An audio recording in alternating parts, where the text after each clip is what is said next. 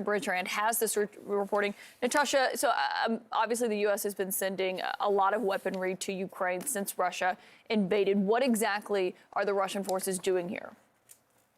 Yeah, Caitlin, so what we're told by 4 different sources is that the Russians have been capturing U.S.-made, U.S.-provided equipment on the battlefield in certain instances and sending that equipment to Iran. Now, these are smaller items. These are things like shoulder-fired missiles, like Javelin anti-tank missiles and Stinger anti-aircraft systems, and also the NATO equivalent, right? Because NATO is also providing some of the similar equipment. So they're taking this equipment that sometimes the Ukrainians are forced to leave behind on the battlefield, whether because they are overrun or they simply need to withdraw quickly.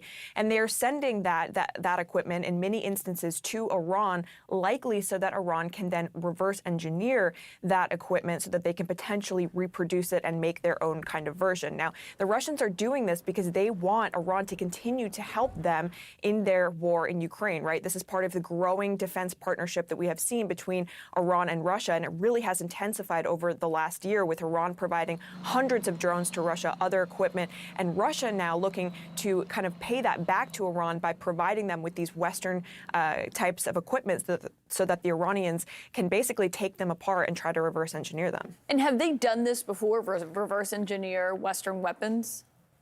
Yeah, so the Iranians are actually very adept at this. One of their top weapons in their inventory is an anti-tank guided missile that they actually reproduced from an American anti-tank missile in the 1970s.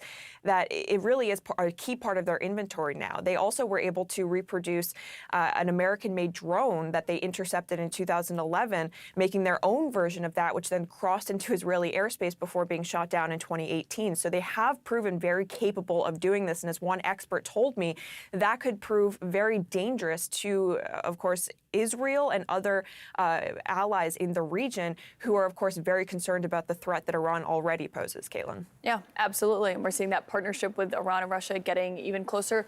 Natasha Bertrand, great reporting. Thank you.